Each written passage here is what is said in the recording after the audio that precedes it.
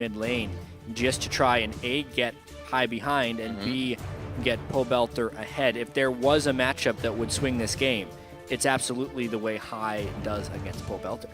Well, Kallista's already on the ban list along with Morgana, so we won't have any of those roam bindings coming in from either support. And Sneaky's Kallista has been quite strong. Actually, everybody's Kallista is quite strong. Well, the Kallista is an interesting thing here because I generally see teams ban it or ban around the plan of picking it. Yesterday we saw a Ahri, Vi, and Lissandra ban just so Coast could pick it against CLG. And it had a relatively successful game, but here Winterfox, they need their bans for other stuff. So they're going to throw one ban at Kallista since they don't want to first pick it, since Cloud9 could then pick the counters against it, and then Nidalee is obviously for Meteos. Well, the support's coming in for Cloud9 to be banned.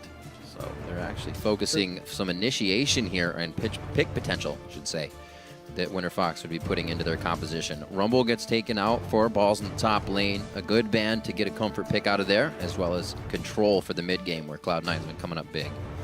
And the final ban is Gnar for Avalon here. Well, Lissandra open. This is interesting. Based on how we saw Winterfox win, it was with Lissandra and Kassadin. And Cloud9 saying that they're not going to give them those champions again, it means Cloud9 must pick Kassadin. Yeah. Which they do. Okay. I was going to say, good point. They're giving away the high-tier picks they said should not go away, so they rebuttal a bit. They keep it blue. Maokai and Cass getting locked in. We have seen a lot of Graves. Also have seen some Ezreals come around in WAD compositions that float around. So we'll have to see here what Winterfox decides to do. They're actually not told a whole lot with what they see here in Cloud9. Yeah. The somewhat unconventional thing here, though, is Cloud9 did show both of their solo lanes. Yeah.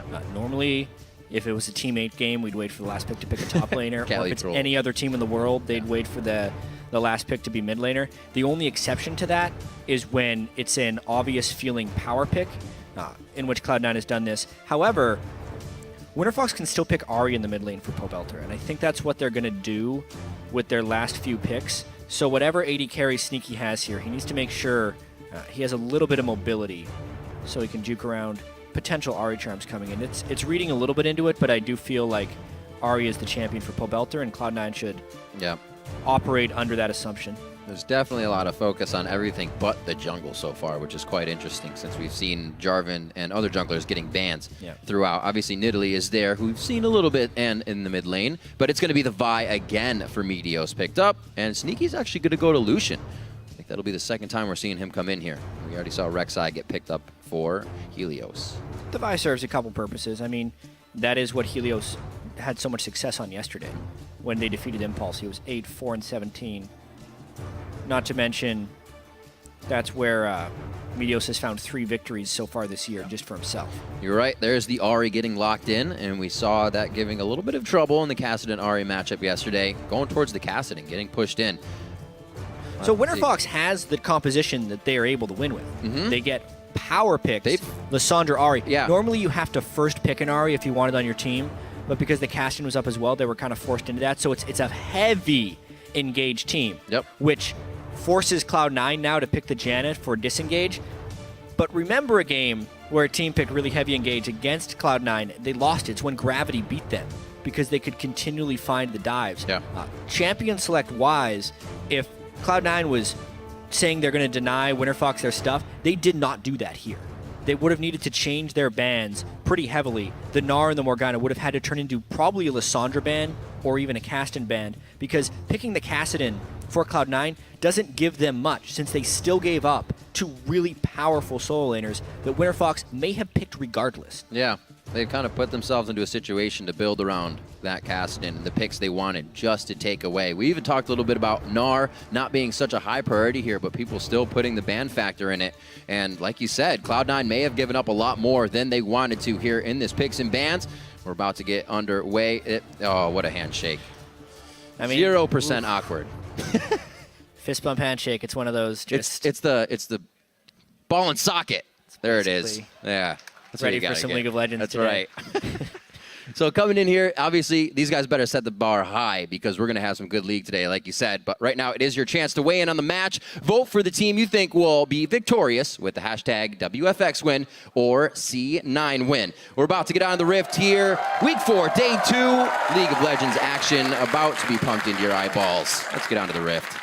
Absolutely. I mean, some big winning streaks coming in here. Cloud9, 3 wins in a row after that atrocious 1-3 start. Yeah. We've even heard it from the teams that Cloud9 has been scrimming against a lot, TSM and CLG, that they're definitely looking at Cloud9 in that rearview mirror as far as being the top team in North America. But in order to get there, Cloud9 needs to take care of business against these teams. Winterfox coming in at 3-4. And it's weird to kind of think of where their name is at right now. Everybody's like TSM, CLG, but you just remember Cloud9 is still there. Yep. They still have a lot of that power, and they're still one of the top tier teams.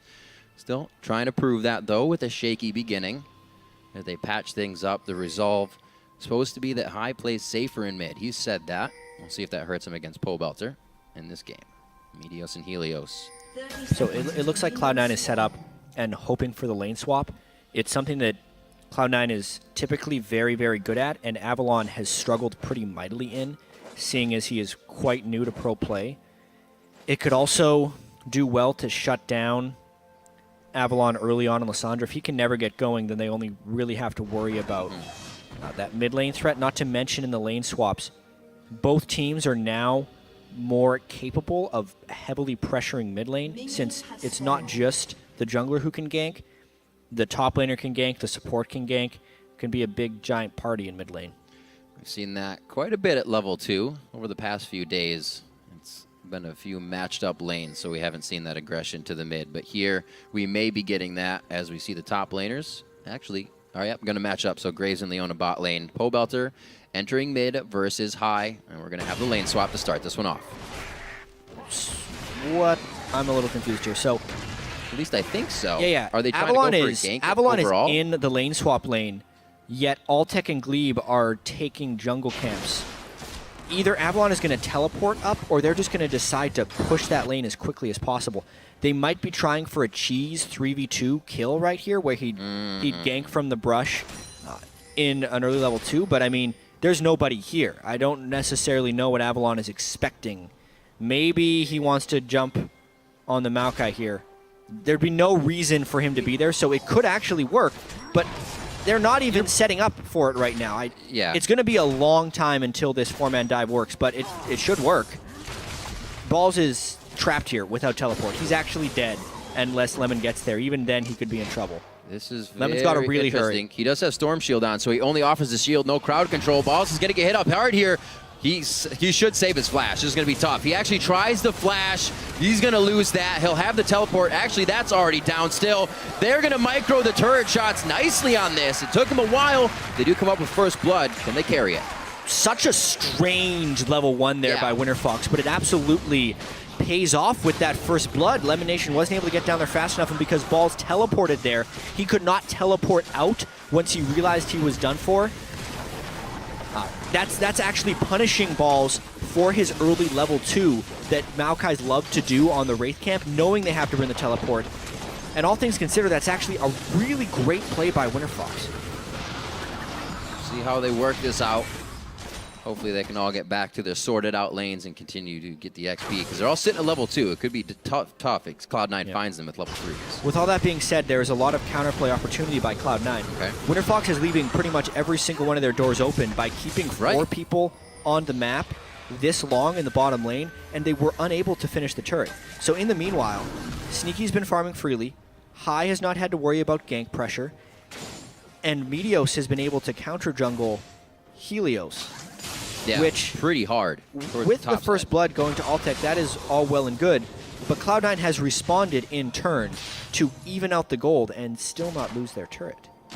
Well, we know Cloud9 is a team that knows how to adapt, and this is actually really great to see from Winterfox, that they're trying new things in the early game, as they are a team that needs to climb up in the standings. It's about holding that lead. And right now the kill did go over to Altec. It should be able to help, but the lanes are still swapped, and Sneaky was getting free farm this whole time all to himself. I'm really interested to see what happens now, only because, you know, we see so many lane swaps, but we don't see lane swap starts quite like that, especially when they're able to net kills and still maybe not even be beneficial with how much Winterfox actually invested in that. You know, Avalon waiting in the brush for so long, the support and jungler taking all that time to go around, and then after the kill, sticking around longer. Yeah. I think may actually be the straw that broke the camel's back for Winterfox's 4-man dive play, since you can see now, what is Avalon actually going to do against a level 5 Sneaky as a level 3 Lysandre, who just hit level 3 in that top lane? Not too much, that's for sure. Pretty much. Winterfox maybe, you know, figuring the idea of when Cloud9 has lost in the past. You know, you remember times when Balls was on Rise and he just gets completely pushed out of lane and a team's able to take Cloud9. Maybe they were just going for that in the early game, shut down Balls, kind of get into the heads of C9. Hopefully it works. They put a lot of pressure on it.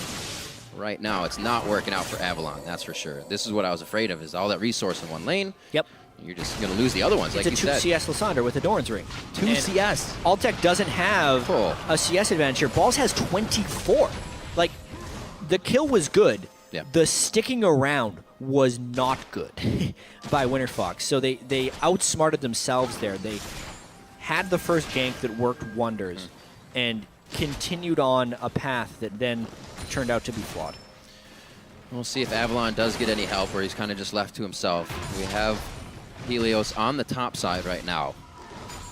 Could be bad for Sneaky if he gets himself into a poor situation. Looking at that gold. Oh, no. Only 400. Altec just wants to be S-Sword, man. He's close. He wants to be F-Sword to get back with some potions as well. Looks like he's achieved it. Yeah, the other thing that we're going to need to touch on here, because early game is actually coming out surprisingly in favor of Cloud9 after giving up first blood, mainly because Sneaky versus Avalon is such a lopsided matchup, and Balls has not been set back when all said is done by that gank, because he was able to CS after returning to his lane. But it's more about the way the team fights will play out, because now, if everything was in an even farm environment, the Avalon plus Pobelter could put probably enough pressure onto Sneaky to be able to kill him. But if Lysandre cannot get to that point of farm, just the Ahri diving in there may not be enough, especially against a Maokai and a Vi, two people that can temporarily lock down the Ahri and stop her from dashing. Means Cloud9 will be able to peel away, assuming Avalon cannot farm. They did leave that Ahri up. Seems like they had a reason for it, that they could lock it down. So not afraid to play against Pobelter's Ahri. But it is good for Winterfox that he is back on an assassin. Saying previously, those Lulus and the likes are not giving Winterfox what they need out of the mid lane. 60-40 on the vote. We touched on it in the pregame, but Hai is really holding on well against Ahri here. The lane is even. As the Kassadin versus Ahri matchup, it's supposed to be a somewhat even matchup. Kassadin is actually good against a lot of casters, but Ahri should probably win this one, and if not win, be able to shove Kassadin in and roam. But Pobelter has been able to do neither of those things. So therefore, I would consider this a win for Cloud9 actually in mid lane. Hai is definitely playing stronger, and he's currently lowest at average CS at 10 of any of the mid laners. So going toe-to-toe here with Pobelter, just 2 minutes off, or a minute and a half, means he's definitely putting up a fight. Meteos gets the flash Q on. That's going to be the lockup as well. The ignite is ticking. Will it burn? He cannot stop, drop, and roll, and that one goes over to Hai. Huge gank right there by Cloud9. Oh, that's some more problems. We said it was coming. It was just a matter of time for Sneaky in top lane, too. Unacceptable there for Winterfox to leave Avalon on an island up there, or even put him in that situation in the first place. Some nice plays there, and it continues. Cloud9 winning around the map. Going a little too hard everywhere, and Cloud9 takes advantage of some small mistakes. Every lane gets a kill. Yeah, and maybe more, because they know Altec is pretty low. Here comes Hai. No, too dangerous. Exhaust on a little too early. Looks like... Well, they burned both summoners from Altec, which I would say is worth it. Not really time to analyze those plays, though, because Winterfox striking back. Sneaky getting close here. He knows he can fight this out. This is what I was talking about, as the top lane gank may not work out for them right away. They are actually forced to use a flash to get that one back in for Avalon. Yeah, once Helios closed the distance, though, there's no escape for Sneaky. He thought he'd be able to burst a kill down, but the flash prevailed for Avalon. Overall, though, trying to wrap our heads... That just got explosive. Yeah, exactly. Meteos getting the Warrior enchantment is big because we saw glimpses of the lockdown and closing that Vi casting can have on the Ahri. Assuming Meteos can land that initial punch on Vi and then follow up with the Assault and Battery, Vault Breaker 2 Assault and Battery, it's enough damage that just high jumping on the back of it will be a kill. That's going to hurt. Even with the Ignite down, Pobelter still has to be afraid now. Cloud9 starting to take a nice, let's say, map lead. The gold lead's not really there for them, but they are feeling very sure about taking some of these engagements. Let's see if Sneaky goes anywhere else. He will now start to return to bottom lane after his foray, farming in the top by himself for quite some time. He'll have all this minion wave crashing into him, so he catches back up to Altec with that, and it's pretty much everybody waiting for the dragon here. Really high value for Winterfox just now. They cleared 3 pink wards within a 15-second span. That's actually 300 gold worth of investment by Cloud9. Yeah. Cleared out just like that. Helios getting 2, and then Glebe on the roam. They are taking advantage there of the lane swap back that Cloud9 just did, which was a really good play there by Winterfox. So how tight are things going to get for Winterfox if Avalon cannot get himself going? Pretty much fly in and get exploded. Pretty tight, honestly. It's more about not so much Lysandra getting exploded because she can become untargetable. It's about people caring about her. If she jumps in and ults herself, but the ult does 15 damage and slows people, no one's going to care. Yeah. Needs to have legitimate kill threat when he goes in on Lysandra, and he's a long, long, long ways from that. Well, there is a bit of focus to get Avalon still going. Some brotherly love here from Helios. Again to the top lane. I don't know if they're going to be able to have the damage for balls. Maybe now that Pobelter is coming up. But a ward here already placed in is going to ping them out. Still could be dangerous. He makes the right choice. Yeah. 2 turrets, though, are going to be going down for Winterfox, which is the long result of the early lane swap where they almost took the turret. Cloud9 needs to prioritize their lanes a little bit here, but they are choosing the dragon. No. Pushed off of it, yeah. Direct Great side Void Rush. The Void Rush was huge right there, but now they may be putting themselves in a compromising position. Let's see how this culling fares. Oh, AD carry sporting the same amount of damage, but that's a caster to an auto attack carry. Oh, this is going to be big. Helios takes the pop-up, and he can't get in for any more damage. The Monsoon begins to heal some more, and they get out pretty safe. Nobody dies on that one, so we could still have a pretty good fight coming on. Cloud9 is able to pick up the dragon overall throughout that entire back and forth. So it's like they'll take what they got and head out, actually. I'm amazed that this turret's still at half health in mid lane. I was expecting far more mid lane pressure by Pobelter, especially since that's the second time I've seen high roam down to the bottom lane. Yeah, it's the first time he didn't get anything out of it and still had his lane. Yeah. Yes, there was a gank down in their mid lane, but Pobelter, you expect him to do better in this matchup. Still have some time to go for Winterfox to get back on their feet in this one as they're starting to lose a few turrets, but they also took a few here, so it's not looking too grim. Cloud9 could become very strong here as we get to the fight phase and their pick composition start to come out. Bottom turret goes down, and with Dragon being down, it pretty much gates everything to the next fight. We're just going to get camps farmed out. And we have to watch the item power spikes here as well. Cloud9 has gone with the double Rod of Ages, which is expected on the Maokai and the Kastin, but those will be charging up for the next 10 minutes. They both pretty much just completed them. Not to mention, if we're just thinking about item power spikes, Pobelter just finished his Abyssal Scepter, which is the item for this point in the game for him if he's going to try fighting the Kastin and the Maokai. This is the moment, because of those item power spikes, that Winterfox needs to make a play. Or Cloud9 just wants to make it so Pobelter can't make a play. We'll see how this mid lane collapses on the game now with the outer turrets being downed. Well, making plays and having ways to make them safe is what Winterfox is trying to do. Double Sight Stone, bringing that out quite early, especially onto the Rek'Sai. And actually, Avalon went for Lucidity Boots within his build here. So that's what he's trying to just do for himself. Glebe, however, goes in, thinking he can find some aggression, or rather get aggressed on as he finds a pink ward to head out. Cloud9's pink wards are not lasting very long. They're having to invest a lot on it. That's the 4th pink ward kill we've seen on screen. It's good movement from Glebe. Yeah. He's been keeping himself mobile around the map. If he can't get the engage, then he's got to be doing other things, and he's definitely keeping stuff on the list to check off. Avalon now to farm more in this top lane. He is just about 50 CS down right now, so he's got some work to do. Balls all by himself, like we said, stacking those Roas. Elimination is just keeping high, safe in the mid lane. Cloud9 should be happy with the way this early game is going. They're actually able to repair a big folly there that Winterfox put onto balls. And now that Cloud9 has finished the turrets in the top and the bottom lane, they should be pushing mid to try and equalize this turret game and get some presence amongst Winterfox's jungle. One thing that is giving them a little bit of grief right now is the fact that Helios has a vast tunnel network within his own jungle, and it's making the ganks somewhat dangerous for Meteos since they can be counter-ganked by the Rek'Sai. Always says. I'm expecting a collapse on the mid lane and maybe a big mid lane fight. Only if it's sure. Yep. But with a Rek'Sai ult, you're never sure. We even saw that at the last Dragon. A bit of pressure, actually, from Winterfox towards that Dragon area to make sure they still have vision. And it really is keeping Cloud9 from kind of huddling up here in the mid lane. They don't want to do anything that balls up at this point, it seems. You can see Cloud9 now starting to get some jungle invading because of the mid lane presence they have. Maybe even the blue buff steal. They're hoping for a fight. They do have teleport onto the Maokai.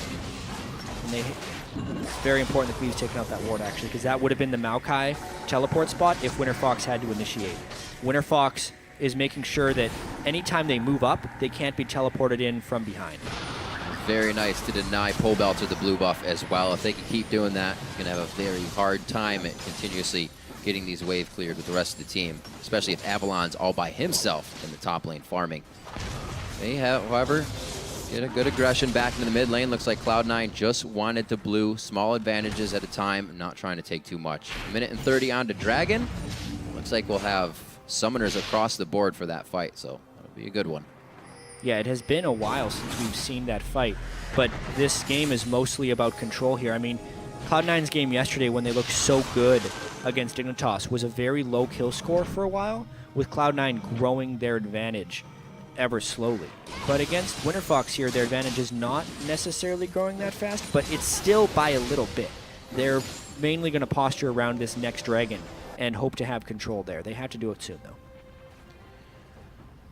A lot of focus here by Avalon and Helios in the top lane. Obviously, Void rushes up, so he can make it back down to Dragon. That's a plus for him. Cloud9 is going to head out of the base. Ready and raring to go. Just a few stacks, trying to check out the Rod of Ages right now. It looks like they're almost halfway done. And Merc Treads really across the board for the tanks on this one. Balls and Meteos focusing those to keep up in the fights. Yeah, I think High needs to be going back to base, though. He's sitting on 1,500 gold and we're 30 seconds from the Dragon, plus he's on completely the wrong side of the map. That's a huge amount of poke Sneaky could get on to Helios, though, almost forcing him to recall before Dragon. Not mistakes you want to be making. Should be able to get a little bit of health off of his bar once he goes into Burrow. We have Avalon backing. He can teleport up to this Dragon, and you can see that's what Cloud9's eyes are on as they start to rotate towards the bottom of the map. A huge fight can still come from Winterfox here, and we've seen that's why Cloud9's playing pretty respective in their pushes, in their warding. Yeah, this is potentially dangerous for Cloud9. They still want to take the fight because they have the positioning, but High is sitting on 1,800 gold. That negates the advantage that Cloud9 actually has in this game, the fact that he has all that unspent gold in his pocket. It's going to be a positional battle, though. Let's see if anyone can get him engaged. They posture for mid and try to dictate the fight. Glebe on elimination, maybe trying to get the Monsoon out before the rest of the team gets there. They're on to Pobelter immediately, but Meteos is forced to get out of the fight. Helios and Glebe both go down as Winterfox has a little bit of trouble continuously heading into the fight. The Ignite does tick down onto Avalon, and Cloud9 assessed that one nicely. If Cloud9 wins that fight, I'm hard-pressed to see them losing fights here. Yeah. They were sitting on so much gold from Kassadin. They were able to tick out Winterfox by the end of it. It wasn't even a... I'll have to watch it again to see how clean of an initiation it was by Winterfox, but the Rod of Ages were also not fully stacked up, so everything is pointing towards Cloud9 just getting stronger here. And they get the second Dragon. Second Dragon, nice and easy after that fight. Kills actually going across the board as well, so everybody's getting a little bit. And Glebe goes right for elimination to start. Yeah, I think he was hoping to stop the Janna ultimate and burst him down, but they weren't able to combo enough CC, and he gets out a somewhat full heal. Really strange target prioritization by Winterfox there. They did Lysandra ult on the Janna, who'd already spent the ultimate as well. So maybe I misspoke a little bit by Winterfox could not win a team fight. They played that team fight really poorly. Right. Targets selection-wise. But it does kind of underscore the fact that Avalon is really far behind. He blows his ultimate on an underfarmed support and still isn't able to do much. It's who he's doing the most damage to. No, I wish that were true. He's doing what he can. Yeah, I wish that were true. Right. But it's actually the AD carry he should be hitting with that. That's why you bring Lysandra. It does actually have that null. The little bit of magic resistance. But I don't know if they can even get into these types of engagements. There's a twisted advance. Fence from Maelstrom on. They're actually going for Glebe, one of the tankier champions right now on Leona, and they're able to take him down to about 20% HP. Things aren't looking good, and Cloud9, it looks like they're now not afraid to put on a little more pressure as they enter into the side of Winterfox. 20 minutes in here, and Cloud9 starts to dictate a few. We saw that mid push to take the turret as well just after the Dragon, so they're getting what they want here in the mid game. Yeah, it has been actually a relatively well-played game by Cloud9. Despite being surprised early on. They're actually able to keep their wards up now, too. That'll make things just a little bit easier. Alltech did pretty good versus Sneaky with the lane swaps going on. 192, 182. He's just a bit behind on what could be a Phantom Dancer or a Static Shiv. Probably a Phantom for him on Graves. Alltech has been edging towards the Phantom Dancer since he typically wants to hyper-carry these games. Graves, though, sometimes goes for more caster-heavy builds. He's going Static Shiv again. A strange little item pattern we saw with Alltech. Start of the season, he was Avarice Blading really early and sitting on it. Yesterday, we actually saw him build 2 Brawler's Gloves instead of an Avarice Blade, just for more crit chance, and then he eventually built into a Static Shiv. Again, this game, we see him deprioritizing the gold generation of Avarice Blade with Zeal first. Right. Alltech's actually more about early game and immediate power, instead of trying to get that little bit of extra gold efficiency off Avarice Blade. It's good. I don't think anybody's really ever questioned the Alltech play. He's always been a pretty solid AD. Either side. Yeah. I don't think there's a wrong decision on whether you're doing an Avarice Blade first or a Zeal first. It's more of a preferential decision within the game, what you need at the time. And since Winterfox was playing from behind here, going for the Zeal first and hoping to win a team fight with that, little bit of extra attack speed and crit. Oh dear. Oh dear indeed. It's going to be looking pretty tight on these ones. Meteos, where he was in the early part of the game after what we saw in the weird bot lane, he got a good jungle onto Helios, 12-10 right now. And that was actually, I wouldn't help the ultimate, obviously, for Helios, but C9 all hit level 11, level 2 ultimates before as well. So these fights are only getting harder for Winterfox. He has home guard boots. He might still be trying to dash initiation here. Oh, it was such a read, though. The team was already pushing them out. Avalon throws it. It's actually going to be the flash coming in, I believe, as well. That will be Avalon going down as the team cannot approach the fight as fast as he could. High will go down, however, but that's a lot of focus, and the back line was dealing some good damage. That was the assault and battery going in, but he gets taken down halfway through the ride. Glebe goes in with the stun. That's the kill from Pobelter. They turn this one around in the blink of an eye. Lemon Nation could get hit up with the Foxfire. He will not hit with the Orb of Deception, and Lemon Nation's forced to flash out. And what looked like a very telegraphed fight, Winterfox was actually able to pull off. What not to do, over-aggression 101, displayed by both teams in that last fight. Like, the initiation with home guard boots was traveling way too far. Right. It was telegraphed, and we expected Cloud9 to turn around, which they did in a 2-for-1 fight, but then they overstayed again. I mean, watch this. Avalon, everybody knew what was happening here, and he burns his ultimate with no Zhonya's, so he's dead, right? Yeah. There's nothing he can do there. And they're like, okay, great, we kill him, we can kill one other dude, time to back away. They trade 2-for-1 after this high kill. I feel like Meteos didn't realize how low he was. He's 1 hit from death. He's not able to lock down Pobelter, and then right here was a really nice outplay by Glebe, flashing the stun into a charm. That was the moment in the fight where Winterfox did outplay Cloud9, but 2 mistakes before that, 1 by each side. Definitely seeing a lot of individual play in these team fights right now.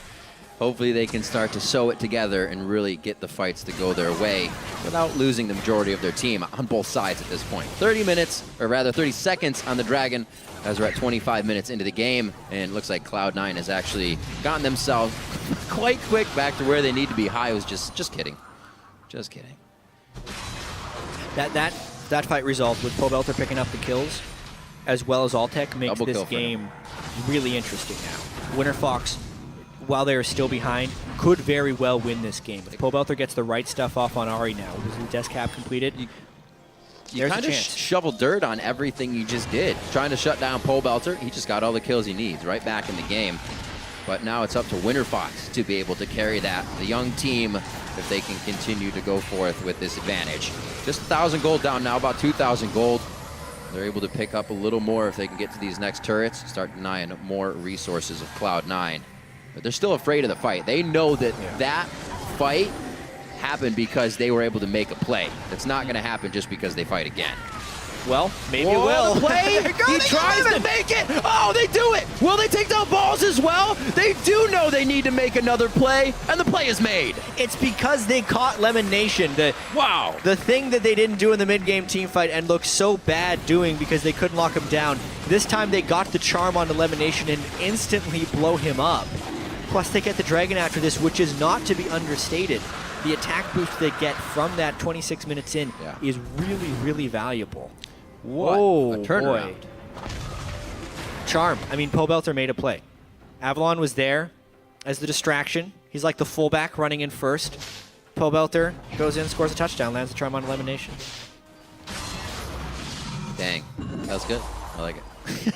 That's what happened in that fight. It did. Avalon's just free to fly into these and go down now. Pobelter is able to make the plays. He's got his backpack open, and he's squeezing every one of his teammates in now.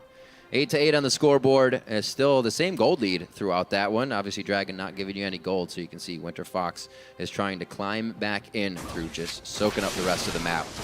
Good items. 304 for Altec, 253, and he actually went Static Shiv instead of the Phantom Dance. Yep. Fooled us. Got me this time. That seal. Bloodthirster is quite close to be finishing up for Sneaky, though, which would make these fights much harder unless he gets burst out like he did previously. But with Sneaky's positioning, I'm sure it will be a big boon for him once he gets that completed. Oh, all right. Okay. Close one. That was close. Pobelter's got blue, though, which is important. Good. Winterfox really wants Avalon to be able to finish Zhonya's because then he can actually be the distraction that Pobelter needs. I'm also not entirely sold on Lemon Nation's ability to peel on Janna here. Lissandra's untargetable half the time when she's in your team.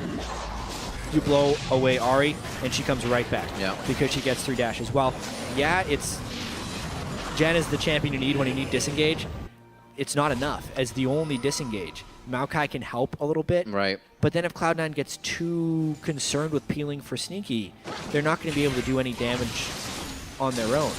Yep. It harkens all the way back to the draft phase when they're actually giving Winterfox what they want. Winterfox needs to be able to have everyone piling in. We've seen some desynced games from Winterfox when Avalon goes in on Gnar and everyone's like, whoa, man, you're crazy. What are you doing? But here, Ari, no matter how far Avalon goes in, Ari and Leona can catch up. Everyone else can dash in with them. As long as it's not home guard. Yeah. Even then, they almost did it. Yeah, even then, they were really close, able to close that gap quite quick. Meteos using Raptor buff now. They're going to get cleared wards here. The buddy system for Cloud9, they don't want to get picked off in any of these fights. And we see the Winterfox is going to kind of dictate a little bit of pressure mid here. This is actually how they found their last fight, just kind of standing in mid.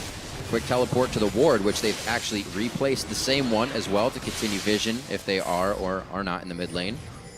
I mean, Winterfox is ready to throw down. Cloud9 almost wants to beat them to the punch. Balls goes in very hard. Actually down to about 10% HP. Nobody else has been able to do any damage. High was in Zhonya's. He may go down as well. Avalon throws down the Frozen Tomb. He's going to be safe for now. Glebe gets onto Sneaky again. The Zenith plays, and Winterfox comes up huge with a 3 for 0.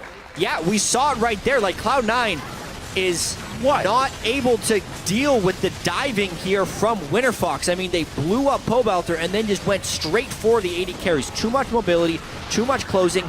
It's what won them the game yesterday, and it's doing it again here against Cloud9. Just completely turning on the switch here. They're thinking of Pobelter and Avalon to be it, and then Glebe's always coming in on another side. I mean, Balls jumps into a heavily armored Leona. This is the same fight that Cloud9 won because Winterfox tried to hit their support.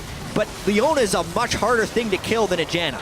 And did they even kill Glebe at this point? They can't even finish him off before the fight ends. Just an atrocious initiation by Cloud9, enabling Winterfox to focus on the targets that matter and win the fight. What? Banner command. I mean, he's going for the build. You're still it works when you have Baron buff. Where we're at. Not sold without it. All right.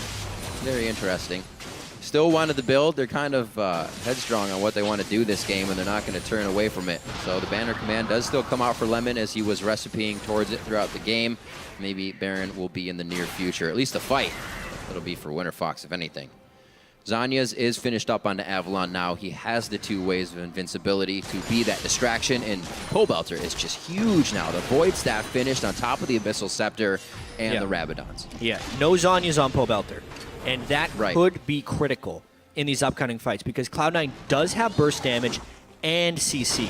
They need to use that on the targets that they're able to kill. So if they can get Pobelter, the high or Altec, neither of those guys have many defensive stats right now, and lock one of those 2 carries down, they have a chance in these team fights. But if they continue to get distracted by Avalon with Zanya's and Lissandra alting, or if they're jumping onto Glebe for whatever reason, they will lose this game. They've already lost a few fights because of it. Man, these picks really coming back to bite Cloud9. In the bottom lane, Winterfox with the Baron buff continues to push on to now the first inhibitor turret, 31 minutes in. And it looks like they're going to have all the damage they need. Usually you'll see a team kind of want to rebuttal there, but Cloud9 knows they have to stay at bay. Cloud9 has incredibly limited wave clear. They only have Sneaky, and he would basically have to burn his culling just to get that down. Cast and Maokai do not do well when behind. Well, Winterfox just pretty much waltz in, serve Cloud9 some tea, and take the inhibitor. Make their way out, and that was easy peasy. Bloodthirster is now finished onto Altec, actually, as they were going into that, so he can even stay longer for these fights to provide more damage. Everything really playing in favor of Winterfox now as we've gotten past the mid-game. Some places, or a place we've seen them falter, here make some big plays. What is going on in the world of Cloud9? Every time we feel like they're going to bounce back to be a top team in North America, they make some mistakes in these games. And then Winterfox as well, you know, sometimes just roll a D20 and play amazingly. They seem like the most inconsistent team. They looked so bad against Team 8 last week, and then both their matches here against they could go 2-0 this week. And Cloud9, when they have these team comps that can just dive straight in, it's something they do quite well. Oh, there's the elixir onto Pobelter. He's feeling saucy, throws a little bit more damage on. More auto attack damage to turrets as well. That true hit. Feeling good, feeling like they have actually quite a bit of money.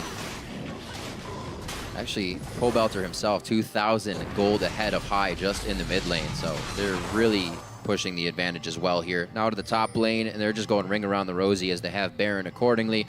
Textbook turret takedowns. It's easy to say, right? Absolutely. This one's going to be hit up, 33 minutes, and Winterfox, again, just safely walk out.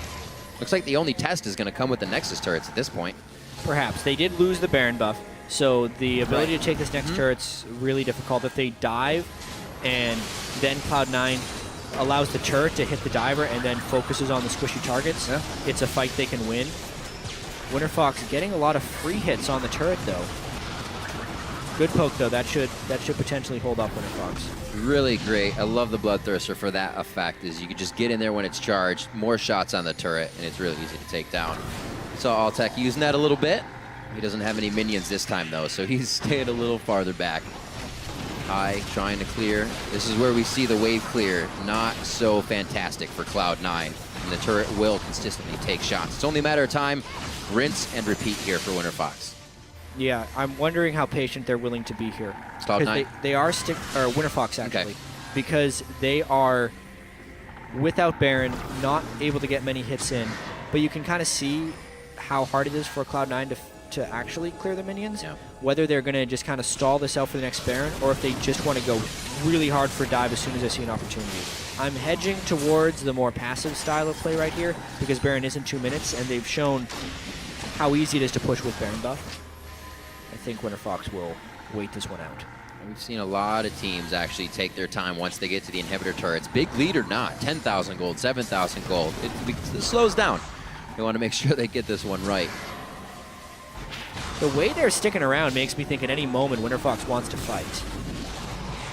Oh, High puts himself in a sticky situation. He actually cues the minion on that, missing a bit of damage. Solar Flare locks down both balls in Meteos. High to the back line. Pobelter now is actually very low. Does he decide to go in? But he retreats, still getting the kill onto High. That's a bit of burst damage they lose on the fight, and mobility that could really cause chaos. That's going to be 2 more down. Altec starts to pick up the kills, and the rest of Cloud9 is forced to turn away. And there's an open inhibitor right now. That fight was initiated by Cloud9 because they thought they could lock down Pobelter, but the lead was a little bit too big. Glebe used multiple active shields on Pobelter to keep him alive, and because of the down inhibitor and 3 dead, this could be gained. Meteos, he goes in with 1 Vault Breaker. It's only going to be for his life, though, valiantly trying to protect the Nexus turrets and his own Nexus, but it's not going to be enough. Winterfox come out huge with the early game scramble to take down balls and continue it on to take down Cloud9. Man, look at that. They were down in this game as well. Winterfox coming back. They were 2-4 heading into this week. They win both games against pretty highly touted teams, Impulse and Cloud9. The inconsistency is real with this Winterfox team, but they were consistently diving the enemy this week and doing it well. That early game, it's still kind of going back and forth in my head to what would have happened if they didn't kind of mess up, right? Would it have been a much closer game all the way through? They came back, which impresses me more than, you know, the fact that that early gank worked, is that they got through the troubles. Avalon didn't let himself get down and actually became a big factor once he got to his Zhonya's. They kept their head in the game. That's pretty much what I'm saying. That's what Lissandra needs to do. You need to get to your cooldown reduction and your Zhonya's. You did it. You're Lissandra. But until that point, he's not super effective. Because, honestly, because of the mistakes of Cloud9, and it really felt like Cloud9 fell apart in that game after a few lost team fights. It ended up being a very quick win. There were multiple fights there. Winterfox was the team with the initiation mostly, but the last 2 fights that were big and deciding were Cloud9 deciding to go in. Meaning that Lemon Nation's Janna pretty much useless in that case. They were never actually able to finish the target that they dove in on, which, to Winterfox's credit, they were able to capitalize on those fights. It was definitely not a top team in North America performance there from Cloud9 by any stretch of the